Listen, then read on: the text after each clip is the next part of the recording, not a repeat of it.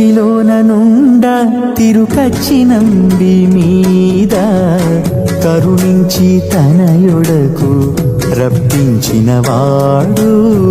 కంచిలోన నుండ తిరుకచ్చినంబి మీద కరుణించి తనయుడకు రప్పించినవాడు.